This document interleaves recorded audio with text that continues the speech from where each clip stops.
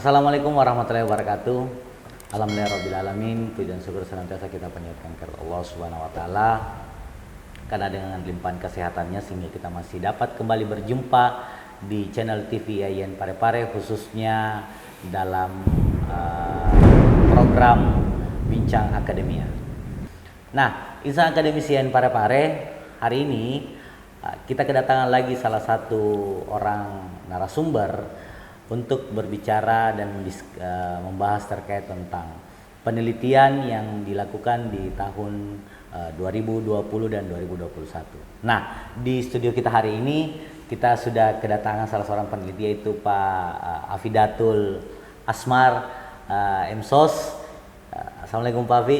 Siap. Waalaikumsalam warahmatullahi wabarakatuh. Bagaimana kabar? Sehat? Alhamdulillah. Alhamdulillah. Sehat. Nah, Insan Akademis Pak Afi ini adalah salah seorang dosen di IAIN Parepare, khususnya di Fakultas Suli Adab dan Dakwah, dan beliau juga pada tahun 2021 kemarin Pak Afi ya, betul. mendapatkan dana bantuan penelitian. Nah, dana bantuan penelitian di multidisipliner kemarin, interdisipliner ya? Bukan, saya program studi pengembangan program studi yang bersama dengan Pak Dr. Nur Kidam. Dr. Andi Nur Kidam. Ya. Jadi Insan Akademis Pak Afi ini kesehariannya selain sebagai dosen, beliau juga adalah seorang peneliti, dan beliau juga adalah seorang penulis. Banyak tulisan-tulisan beliau yang bisa kita dapatkan di berbagai jurnal yang bisa menjadi referensi, khususnya terkait dalam komunikasi dan dakwah. Nah, kebetulan di tahun 2021 ini beliau itu mengambil penelitian yang berjudul terkait tentang pemaknaan disabilitas pada masyarakat dalam kaidah dakwah di Kota Parepare, Pak Afi. Betul. Jadi menarik ini yang Pak Afi teliti dengan Pak Dr. Andi Nur Kidam ini, karena biasanya Pak Afi, kita kalau bicara tentang dakwah itu kan dia sifatnya lebih general. Nah, kalau misalnya kita bicara tentang kaidah dakwah sendiri kan ya secara general, secara umumnya itu dakwah itu bersifat amar ma'ruf nahi mungkar. Nah, sementara yang diteliti oleh Pak Afi sendiri ini adalah khusus kepada penyandang disabilitas. Nah, kalau sedikit berdiskusi terkait tentang penyandang disabilitas ini kan biasanya orang istilahkan juga apa istilahnya? Difabel, diferensi ability. Ya, orang dengan kemampuan yang berbeda. Nah, cuma kalau kita di Indonesia mungkin lebih enaknya kalau biasa diistilahkan dengan penyandang disabilitas. Nah, ada stigma yang terbangun di masyarakat Pak Afi terkait tentang penyandang disabilitas, bahwa biasanya sih lebih bersifat diskriminatif. Nah, biasanya menganggap bahwa para penyandang disabilitas ini adalah orang-orang yang serba kekurangan, maksudnya memiliki serba keterbatasan yang berbeda dengan orang-orang normal pada umumnya, sehingga terkadang mendapatkan diskriminasi, mendapatkan perlakuan buruk dari masyarakat. Nah, sementara di satu sisi kalau kita berbicara tentang penyandang disabilitas, siapa sih yang mau orang menjadi penyandang disabilitas? Tidak semua orang pasti mau normal, terlahir dengan normal, tapi kan ada yang namanya takdir Tuhan yang menyebabkan sampai dia seperti itu. Nah, kalau dari penelitian Pak Afi sendiri ini terkait tentang pemaknaan penyandang disabilitas dalam masyarakat itu seperti apa sih Pak Afi? Coba bagaimana? Silakan Pak Afi. Terima kasih kepada Kakanda Muhammad Taufik Sam. Beliau ini salah satu figur yang saya kira perlu dirawat, khususnya di kampus IAIN Parepare. Iya, kayak bunga-bunga dirawat. Disiram-siram. Dan sekaligus saya salam taksim juga kepada ketua saya. Iya. Tadi sempat saya hubungi beliau bahwa saya izin untuk kemudian hadir di dalam podcast ini, dan beliau Pak Dr. Andi Nur Kidam yang menjadi ketua sebenarnya promotor di dalam konsep dari kegiatan ini. Khususnya, dari penelitian ini ya? Iya, dari penelitian ini. Jadi berangkat dari wacana tadi yang diantar oleh Pak Muhammad Taufik Sam, itu tadi mengatakan bahwa memang di tengah-tengah kita itu tidak ada orang yang tidak mau sempurna. Betul. Jangankan itu, apapun yang mau dilakukan kita kan mau selalu dijadikan sempurna. Sempurna. Paling dekat yaitu kita mau sempurna di mata keluarga kita lah dulu, itu dulu. Nah, berangkat dari ini, kenapa kita mengambil pemaknaan disabilitas itu sendiri? Iya. Tadi sudah tersirat dibahasakan oleh Pak host tadi di dalam kegiatan kita ini bahwa sebenarnya disabilitas itu kalau kita berunjuk kepada penelitian yang kami angkat ini, ada beberapa hal yang menjadi latar belakangnya. Salah satunya adalah cara pandang masyarakat kepada orang-orang disabilitas ini. Cara pandang, nah, betul. Itu setelah kami mengadakan penelitian ada dua hal yang sangat mendasar. Itu yang pertama ada persoalan mistis, kemudian yang kedua adalah persoalan naif. Persoalan mistis yang dimaksudkan di sini adalah persoalan bahwa masyarakat itu terlahir karena takdir Tuhan, seperti apa yang tadi yang kita bilang. Jadi ketika orang itu dilahir dan dijadikan seperti orang disabilitas itu karena takdir Tuhan, kebutuhan Tuhan. Jadi bukan kehendak orang itu yang terlahir kemudian dia tidak sempurna, kemudian akhirnya pandangan masyarakat itu yang lebih fatalnya di beberapa penelitian yang kami lakukan menganggap bahwa itu adalah sebuah kutukan. Ada menganggap bahwa itu sebuah kutukan. Karma. Ada hal yang pernah katanya dilakukan di zaman lalu orang tuanya, sehingga turun jatuh kepada anaknya. Nah, itu yang jadi asumsi ya ketika kami tanyakan kembali lagi bagaimana cara untuk menangani itu. Kami tanyakan kepada beberapa orang-orang yang kami teliti, katanya ya cukup kami harus memberikan motivasi. Sabar Ki katanya, karena mau diapa lagi? Tidak ada lagi selain kita harus sabar, tetap semangat untuk melakukan itu untuk hal persoalan mistis. Nah, kalau persoalan naif beda lagi. Kalau persoalan naif ini terletak pada asumsi bahwa dia atau orang disabilitas ini terjadi karena orang ini mengalami penyakit, infeksi. Memang ada hal yang terjadi dalam dirinya ketika kekurangan gizi kah, pada saat ibu melahirkan, dikandung, atau ketika dia pun terlahir, imunisasi atau hal-hal yang lain dilakukan itu tidak sempurna sehingga mengakibatkan dirinya menjadi disabilitas. Nah, dua hal ini ketika kita mau bandingkan, persoalan naif ini kan persoalan manusiawi. Betul. Bukan persoalan ukrawi yang sifatnya seperti persoalan mistis tadi. Tetapi ketika kita tarik kesimpulan, kedua hal ini sama-sama sebenarnya mengalami kekurangan. Apa kekurangannya? Karena kita hanya menganggap bahwa kesimpulannya orang disabilitas ini orang yang memang tidak sempurna, orang yang tidak punya apa-apa, yang memang harus dikasihani, orang yang harus diberikan selalu bantuan.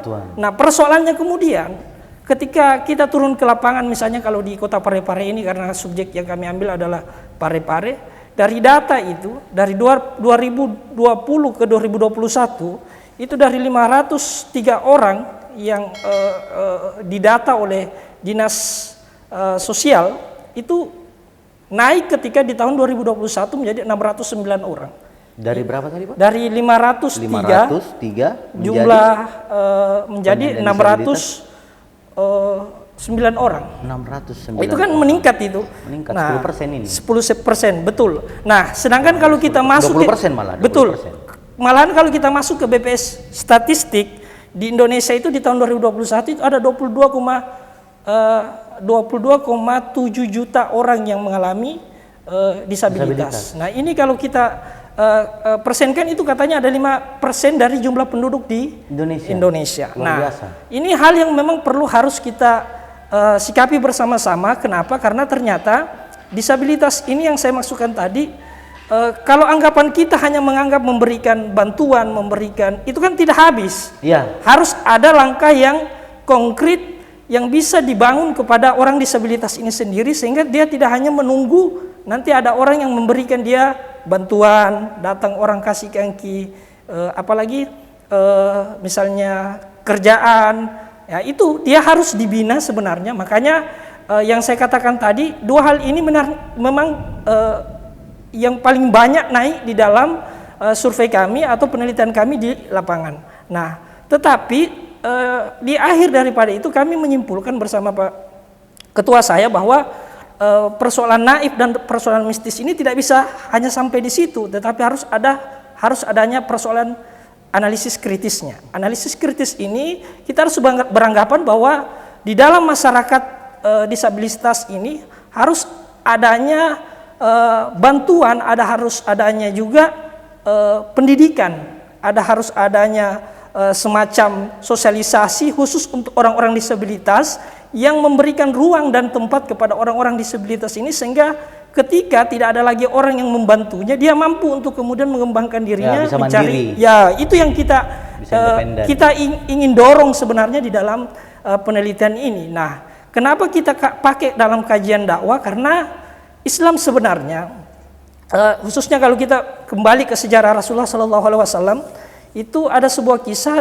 tentang surat Daba yang menjelaskan pada saat itu ada riwayat Rasulullah, pada saat itu ada Abdullah ibnu Umi Maktum. Itu datang kepada Rasulullah, ini seorang tunanetra, orang buta ini.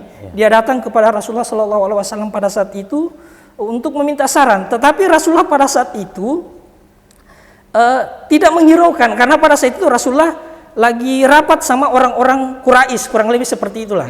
Nah, dan pada saat itu kenapa Rasulullah lebih memilih untuk orang-orang Quraisy? Karena kesimpulan bagi Rasulullah bahwa ini untuk kesejahteraan umat muslim pada umumnya, kalau ini orang sendiri. Sehingga turunlah ayat itu, Adaba itu, yang kemudian menjelaskan bahwa mengkritik Rasulullah pada saat itu. Itu asbabul munusul dari ayat tadi, turun kepada Rasulullah. Nah, pada saat itulah kemudian Rasulullah kemudian kepada Ibnu Abdullah ibnu Maktum itu kemudian memberi, setelah Rasulullah ketemu sama Ibnu Maktum, selalu dia bilang, wahai orang yang sebenarnya hadir, dengan hadirnya engkaulah yang sebenarnya membuat saya ada ayat yang turun untuk menegur saya. Jadi pada saat itulah Rasulullah selalu memuliakan Ibnu Maktum, sampai pada wilayah dia memberikan, ketika Rasulullah keluar dari Madinah, Ibnu Maktum yang ditunjuk sebagai imam jamaah untuk memimpin sholat pada saat itu. Nah, ini sebagai sebuah analogi dan kisah bahwa Islam sangat mengedepankan persoalan disabilitas itu sendiri. Terbukti dengan Rasulullah SAW telah mengajarkan kita bahwa bagaimana dia memberikan kesempatan, memberikan ruang, dan kemudian menyuruh Ibnu Maktum sebagai seorang yang tunanetra pada saat itu dan mampu memimpin sholat di sekelas Madinah pada saat itu. Luar biasa, menarik sekali dari pemaparan Pak Fidatul, alasan sampai kepada apa relevansi antara penyandang disabilitas dan bagaimana Islam memandang itu. Betul. Nah, yang kemudian menarik Pak Afi terkait tentang penyandang disabilitas, kadang-kadang di masyarakat kita sendiri muncul stigma-stigma atau menjadikan labelisasi bahwa orang normal ketika dia melakukan kesalahan biasanya langsung dilabelisasi seperti tunanetra. Contoh misalnya ketika biasanya ada orang dipanggil, kemudian tidak menyahut, biasanya langsung dilabelisasi tuli. Atau kalau biasa kalau orang Makassar bilang itu ngolo, atau apa kalau orang Bugis bilang taru. Nah, biarkan itu kan menjadi labelisasi terkait tentang diskriminasi terhadap orang-orang disabilitas. Jadi ataupun misalnya ada yang terlahir kerdil misalnya, biasa langsung dicap bila dipanggil dengan panggilan cebol atau apa segala macam. Itu kan tanda kutip bahwa ini ada diskriminasi yang terjadi di masyarakat. Nah, yang menjadi pertanyaan, apakah memang diskriminasi kepada penyandang disabilitas itu lahir dari konteks budaya masyarakat yang sudah terbiasa menganggap bahwa itu adalah sebuah kekurangan, atau memang masih kurangnya edukasi terhadap masyarakat dalam hal itu? Bagaimana Pak Afi? Betul. Menanggapi kalau saya memang masih sangat kurangnya edukasi. Karena kami buktikan dengan kami juga turun pada saat itu ditemani oleh Dinas Sosial sama Kementerian Kota Parepare untuk membagikan kuesioner itu. Pertanyaan awal kami itu, kenalkah Anda dengan yang dimaksud disabilitas? Itu orang tidak tahu itu. Betul. Tidak tahu itu. Jadi mereka saya taunya orang cacat. Orang cacat atau kalau orang Bugis bilang itu salah salang. Orang yang memiliki keterbatasan. Nah, sedangkan kalau kita mau melihat sejarah di dalam WHO itu sendiri, itu memang sejarah tendensi dilabelkan kepada orang orang disabilitas ini pada awal sebelum abad ke-19 itu dibilang memang orang penyakitan. Jadi memang dari dulu stigma itu yang kemudian secara turun-temurun hingga pada persoalan stagnanisasi, kalau kita bicara di persoalan Kota Parepare ini, itu memang lebih menganggap itu kutukan karma. Betul. Karena kan bagi mereka bahwa kalau saya adakan katakan bisa jadi mungkin di pertanyaan itu kami hadirkan bahwa bisa jadi kebutuhan gizi, kebutuhan untuk susu dan lain-lain ketika dia hamil, pendek bisa stunting lah istilahnya, itu kan kekurangan saya tanya, gizi. itu saya bilang, akhirnya dia bilang tidak, karena ada juga di tetangganya yang seperti itu yang malahan tidak terjadi kasus.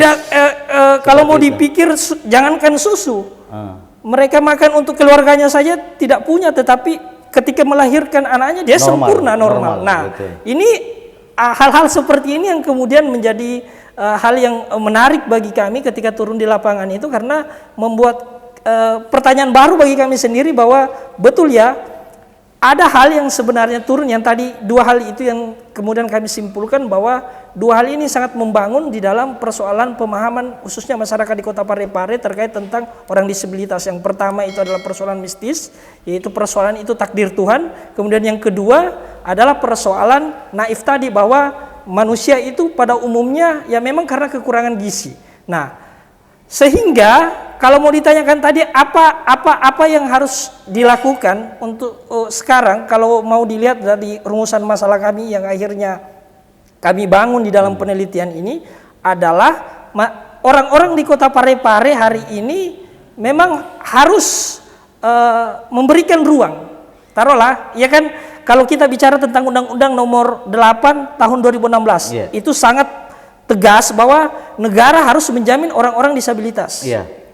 Tetapi ini makanya saya tidak ambil perspektif tata kelola ya, misalnya kalau di Kota Parepare, kalau kita lihat memang kan ruang dan epicentrum itu khusus kepada orang-orang disabilitas kan belum ada. Belum ada, betul. Misalnya jalanan, kan kalau di masjid ada khusus. Tetapi pada sisi lain kita tidak bisa bohong juga bahwa pemerintah sudah mensupport. Misalnya di pendaftaran CPNS, kan ada khusus orang disabilitas, betul, diberikan ruang, ada formasi khusus untuk orang-orang disabilitas. Nah, inilah yang kemudian menjadikan kami semangat untuk melihat bahwa konteks dakwah itu kan luas. Sama halnya dengan Islam ini, likulli zaman wa makam, dia selalu ada pada zaman apapun. Nah, Islam dan dakwah ini adalah suami istri sebenarnya, karena hal ini yang kemudian masuk di sisi lain. Makanya saya selalu beranggapan kalau konteks kenapa juga kami mengambil disabilitas, karena dakwah itu bukan hanya di atas mimbar. Betul. Itu harus ditinggalkan pemikiran bahwa nanti kita harus pakaian gamis, songkok harus rapi, ada jubah baru di atas masjid. Tidak seperti itu. Islam kan selalu maju dan dia masuk. Seharusnya dia harus masuk di bagian-bagian sasaran dakwah yang pada umumnya orang-orang disabilitas itu. Pertanyaan kami terakhir yang kami simpulkan, ada tidak seorang pendai yang turun khusus untuk kemudian berdakwah dengan orang-orang disabilitas? Pertanyaannya tidak ada. Tidak ada. Bagi orang-orang disabilitas yang kami tanyakan. Nah, ini yang kami support dan dukung. Makanya di akhir dari penelitian ini kami mengatakan diri sendiri bahwa masih banyak kekurangan dalam penelitian ini. Betul. Jadi yang kalau misalnya tidak ada dai dari hasil temuan Pak Afi tadi mengatakan bahwa tidak ada dai yang khusus datang kepada orang-orang disabilitas untuk berdakwah. Nah, pertanyaannya lagi, apakah ada dai yang memang selama ini Pak Afi waktu mungkin turun di lapangan sempat menemukan ada dai yang pernah berceramah terkait tentang bagaimana memuliakan penyandang disabilitas? Itu juga dia. Jangan sampai kita berharap bahwa ada dai yang turun kepada penyandang disabilitas, sementara dai yang mendakwakan untuk memanusiakan atau memuliakan orang disabilitas juga tidak ada ternyata. Apakah ada temuan Pak Afi seperti itu? Nah, itu dia. Kalau bertanya ya, ada yang arah ke masjid, arah ke mana itu? Rumah sakit tipe B. Andi Makassau itu kan ada masjid itu yang pas belokan itu di situ. Betul. Itu saya punya satu narasumber di situ orang disabilitas itu. Tidak dalam hal ini dia tidak punya kaki, dia pakai tongkat. Iya. Itu sholat. Jadi setelah sholat kami dekati, kami tanya. Jadi bagi mereka rasa senang bagi mereka dia mendapat ceramah itu ya memang datang di situ. Dan yang kami inginkan bagi goalnya dari penelitian ini adalah kan ada ibu-ibu majelis taklim, Iya. kan? Ada khusus seperti itu. Jadi juga ada ruang nantinya khusus untuk menyatakan orang disabilitas ini punya tempat dan diberikan bagian-bagian di dalam dakwah ini. Iya. Kami juga masuk pada sasaran kenapa kami menggait Menggandeng Kemenak. Kemenak hari itu karena itu yang kami ingin dapat. Secara semangat dan tujuan Kemenak ya, tetapi mungkin bagi kami karena mungkin penelitian ini terlalu singkat bagi kami, ya kami tidak mendapat data seluruhnya. Bagi mereka yang kami dapat adalah dinas sosial memang adakan pelatihan khusus orang-orang itu. Jadi ada satu tempat yang orang-orang dinas sosial datang memberikan pelatihan, misalnya pembuatan bunga, ya hastakarya yang dijual dan hasilnya dibagikan. Tetapi untuk model ceramah ini, ya mereka yang datang langsung ke masjid. Jadi secara kesimpulan, kalau kita belajar saja dalam konteks baru kan sudah Ramadan nih. Iya. 30 Betul. judul itu kan Tidak ada. Boleh dikata dari 30 judul itu kan tidak ada yang mengatakan situ memuliakan kaum disabilitas. Ini kan maksudnya Kemenak sendiri, Kemenak sendiri yang kan judul ceramah itu kan sudah memang ditetapkan dari awal Ramadan sebelum Ramadan sudah ditetapkan dan seluruh masjid itu punya tema yang sama. Nah di situ di situ tidak ada tidak ada memang kayaknya di Ramadan ini di situ kalau secara judul memang kalau secara judul memang itu tidak ada kata disabilitas itu. Tetapi dalam ruang dan konteks Islam secara umum itu bisa dikenakan, bisa dimasukkan. Bisa dimasukkan. Namun misalnya kayak di mana kira-kira kalau misalnya dalam dakwah itu sendiri, kalau kita misalnya Pak Afi dikasih berdakwah, dikasih kesempatan untuk berceramah, kemudian dikasih satu judul tema, kira-kira apa tema yang cocok misalnya dimasukkan untuk terkait tentang itu? Ya itu terkait tentang disabilitas, bagaimana mereka menghargai dan melakukan aktivitas, karena mereka kita lebih eksplisit saja ya langsung saja, karena mereka itu buka-bukaan bahwa misalnya kayak orang yang cacat itu dia bilang bahwa saya masuk sholat ya seperti orang biasa saja. Jadi mereka itu sebenarnya orang mau melihat orang-orang yang semangatnya itu tumanina, ya orang-orang seperti itu, karena dia berperang melawan dua hal. Sudah melihat dirinya secara kekurangan dalam dirinya, belum lagi ketika dia berbaur dengan masyarakat. Cuman memang kalau dalam konteks Kota Parepare itu semuanya memberi support. Cuman yang kami inginkan di dalam penelitian ini goalnya itu adalah ada khusus ruang dan kesempatan yang diberikan kepada orang-orang disabilitas yang sama dengan orang itu. Kalau tidak paling bisa dalam 1 bulan itu dia harus setiap hari, dalam 1 bulan 1 kali. Nah, ini juga mungkin bisa menjadi saran mungkin Pak Afi.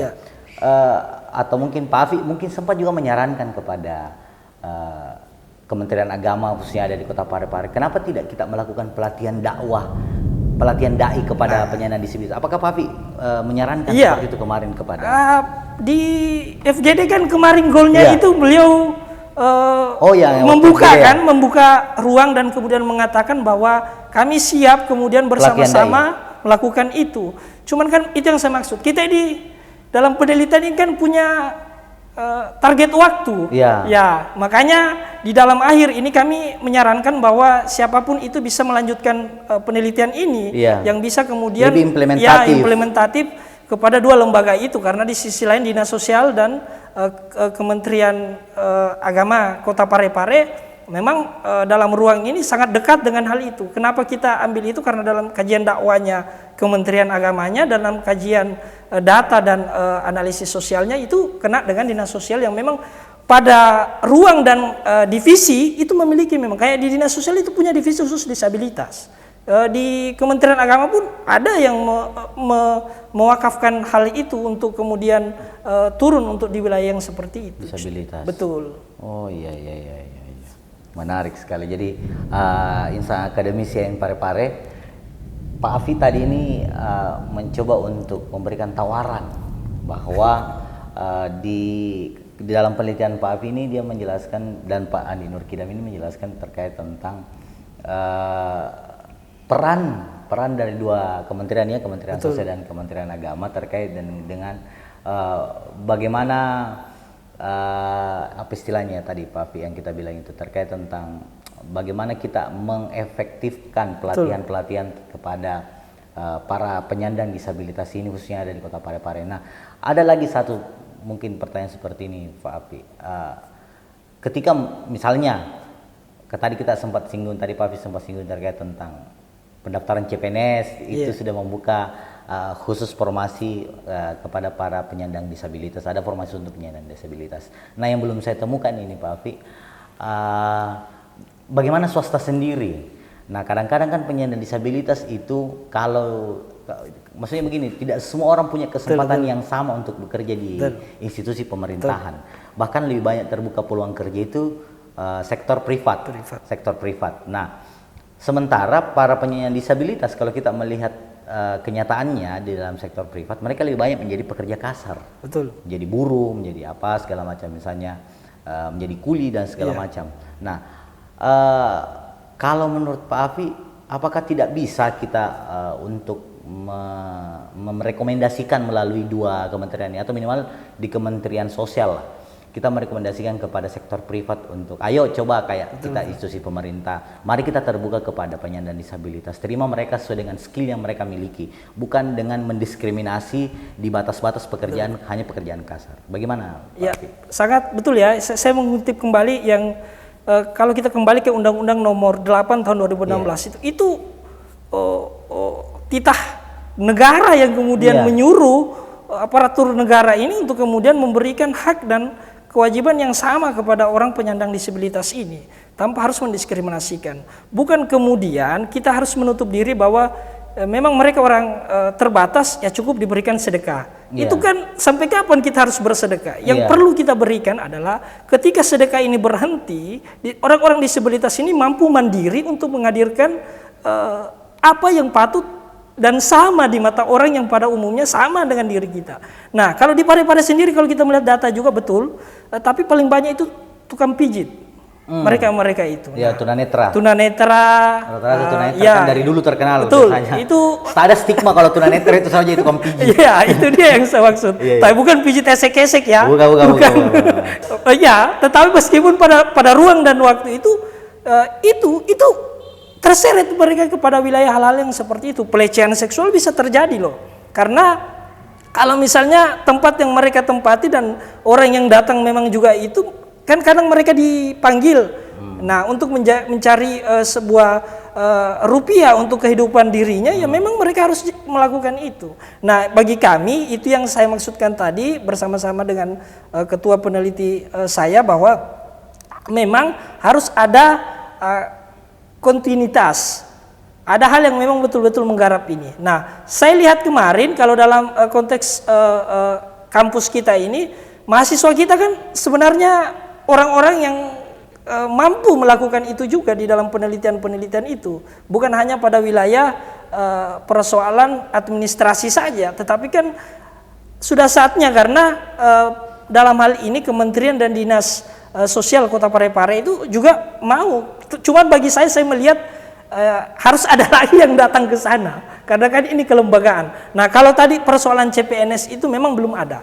Makanya bagi mereka dalam dunia kerja itu sangat terbatas. Kalau di swasta mereka mau masuk itu tidak bisa. Tidak bisa. Kecuali di lembaga-lembaga yang sifatnya kayak PNS tadi. Itu pun kan hitungan jari bisa masuk seperti itu. Seperti itu. Nah, bagaimana kalau tadi ini kan Pak Afi dari tadi terus singgungin masalah katanya ada stigma masyarakat, ada asumsi di masyarakat kita terbangun bahwa ketika orang disabilitas itu kalau dalam konteks mistis itu adalah sebagai karma atau kutukan. Betul. Nah, apakah ini sumbernya? Biasa kita dengar ada pepatah mengatakan seperti ini, apa yang Anda tuai maka itu yang Anda akan tanam. Terbalik, apa yang Anda tanam maka itu yang Anda akan tuai. Nah, jangan sampai stigma ini menjadi tolak ukur ketika kita berbicara tentang bahwa terlahirnya orang sebagai penyandang disabilitas itu karena apa yang pernah dia tanam. Nah, apakah Pak Afi sepakat dengan hal itu terkait dengan stigma mistis seperti itu terkait tentang disabilitas? Kalau fatal yang itu saya tidak terima, tapi kalau dalam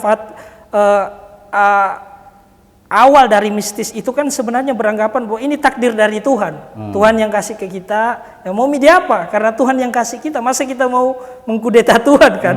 Tetapi yang fatalnya karena jatuhnya di situ akhirnya. Itu menganggap bahwa itu adalah kutukan. Ya kalau dalam kajian kita yang memang sering berpikir harus dipakai metodologi dan kajian ilmiah, tidak bisa. Tidak bisa karena sama kan kayak begini Pak Afi, kan ada itu disabilitas itu kan ada yang disabilitas dari lahir dan ada disabilitas setelah dia lahir baru mendapatkan. Contoh misalnya ini yang terjadi di Indonesia, penderita kusta. Penderita kusta itu juga bisa kita masukkan kategori sebagai penyandang disabilitas. Nah, stigma masyarakat menganggap bahwa penderita kusta itu kalau kita bicara tentang kutukan, disinilah kutukan yang paling sering disebutkan. Bahkan pernah ada tahun di mana Sulawesi Selatan itu adalah penderita kusta tertinggi di Indonesia. Sampai ada beberapa daerah itu menjadi daerah pengasingan untuk para penderita kusta. Nah, pertanyaannya sekarang, apakah sampai sekarang stigma masyarakat terkait tentang penderita kusta seperti itu dan keterbukaan peluang kerja untuk para penderita kusta itu masih tertutup, masih sangat terbatas? Karena kalau kita lihat, misalnya kalau kita ke Makassar, rata-rata para penderita kusta itu jatuhnya tidak lain dan tidak bukan pasti jadi peminta-minta. Pasti jadi peminta-minta, entah di pasar, entah di jalan. Bahkan banyak yang bukan penderita kusta justru malah memanfaatkan berakting seperti penderita kusta untuk menjadi peminta-minta di lampu merah itu. Lampu merah seperti itu. Nah, apakah memang stigma kita ini belum bisa diubah sama sekali? Maksudnya masih berat untuk diubah dengan metode dakwah yang kita tawarkan tadi, karena kan kita bicara tentang metode dakwah di mana kita harus amar ma'ruf nahi mungkarnya ini memang harus tetap kita utamakan. Apa tawarannya kira-kira Pak Afi kalau kita menggunakan kaidah dakwah di situ terkait menyadarkan masyarakat? Itu kan sebenarnya pelaku kebijakan yang harus menentukan itu. Kami selaku peneliti itu kan sebenarnya memberikan tawaran. Kita harus memberikan tawaran. Takutnya ini kita ambil kursinya orang itu bahaya. Jadi kita harus juga menyesuaikan diri dengan sejauh mana batasan kita. Kami cuma memberikan tawaran bahwa paling tidak kita harus memberikan pemahaman terhadap masyarakat khususnya di Kota Parepare ini terhadap disabilitas itu apa. Terus macam-macam disabilitas itu seperti apa. Kan tunarungu, tunawicara, tunanetra itu bagian. Karena dalam WHO itu ada 4, ada fisik, ada psikis, ada analisis dalam dirinya orang itu, dan ada yang kayak tadi sementara dia lahir sempurna tetapi di jalan dia rusak, mental yang kayak Down syndrome. Betul. Ada yang muka mirip, seperti itu kan. Itu semua masuk. Seharusnya kalau kita mau bicarakan, kita harus flashback juga lomba-lomba orang-orang yang keterbatasan itu kan baru-baru ini sudah selesai. Nah, baru-baru juga ini Paralimpik. Dan baru-baru juga ini kalau kita melihat di Kota Parepare sempat dikabari hari itu untuk ikut di musrembang anak di Jompie yang dibuka langsung sama wakil wali kota pada saat itu. Itu juga mengundang orang disabilitas sih, meskipun itu yang kami tawarkan juga apa kelanjutan dari itu kan sifatnya kan biasanya sebagai seremonial dan yang kita butuhkan adalah bukan seremonialnya saja, tapi pasca seremonial itu yang harus konsistensi. Nah, konsistensi yang kami maksudkan adalah adanya paling tidak dalam bulanan itu ada semacam pelatihan kepada orang disabilitas, kemudian juga menghadirkan masyarakat. Kita turun untuk memberikan pemahaman bahwa orang disabilitas itu bukan orang yang harus ditakuti, plus bukan orang yang selalu harus dikasihani, tetapi harus diberikan sifat untuk kemandirian, untuk sama dengan kita-kita yang sempurna. Itu sebenarnya tujuan dari penelitian ini, seperti itu, Pak Opik. Baik, jadi insan akademisi IAIN Parepare, menarik betul yang dikaji dan diteliti oleh Pak Afi Datul bersama Pak Andi Nur Kidam ini, karena memang disabilitas ini selalu menjadi hal yang seksi untuk dibicarakan. Maksudnya seperti dalam kacamata kesehatan mungkin disabilitas ini menjadi hal yang biasa, tapi kalau kita bicara dalam ranah budaya sosial masyarakat, betul, ini menjadi hal yang menarik untuk dibicarakan karena kita akan berhadapan dengan dua sisi yang tadi Pak Afi bilang, betul, ada yang dari mistisnya ataupun ada yang dari naifnya. Betul. Nah terakhir mungkin ini Pak Afi, apa saran Pak Afi kira-kira kalau misalnya kalau ada penelitian yang mengkaji tentang disabilitas khususnya dalam konteks penelitian-penelitian keagamaan, apalagi yang kira-kira bisa dijadikan sebagai rujukan, karena kan diskusi kita ini bisa dijadikan sebagai rujukan, betul, sama betul, mahasiswa untuk menyusun skripsi. Ya. Nah, siapa tahu ada nanti mahasiswa yang mau untuk menyusun skripsinya, saya pernah dengar podcastnya Pak Afi, dia usulkan seperti ini. Baik. Apa kira-kira Pak Afi? Kalau saya ya memang sebenarnya menjadi peneliti khususnya hal yang memang tidak jadi perbincangan hangat itu, bagi perspektif saya dalam penelitian itu yang jauh lebih asik sebenarnya. Kenapa? Karena kita harus mempertanggungjawabkan secara utuh apa yang kita presentasikan sebenarnya itu. Nah, kalau mahasiswa ke depan, karena kan saya ini kajian dakwahnya yang saya ambil, sedangkan banyak ruang lingkup di dalam disabilitas itu. Misalnya kalau di luar dari, karena saya melihat data di dalam penulisan-penulisan karya ilmiah pun itu ada yang sudah membahas tentang undang-undang, ada yang membahas tentang ruang tempat misalnya di masjid, bagaimana khusus untuk orang disabilitas diberi ruang, kemudian di jalan-jalan itu khusus orang disabilitas diberikan ruang. Nah ini bisa dikembangkan ke sana. Jadi pada dasarnya saya kira saya sepaham bahwa dalam kajian ilmiah dan keilmuan kritis itu perlu hadir. Tapi dalam praktek itu ya itu yang kembali lagi kepada mampu tidak kita ketika kita sudah ribut seperti itu untuk mempertanggungjawabkan hal-hal seperti itu. Tapi kalau misalnya bisa, saya kira pemerintah juga harus siap dong. Karena kalau tidak ada yang seperti itu, saya kira dunia ini kan stagnanisasi, karena khususnya kita orang Islam yang saya masukkan tadi likuli sama nawa makam, Islam itu selalu hadir di kehidupan manapun karena memang selalu ada riak, dan dari riak itu dia mampu untuk mengatasi dan persoalan itu.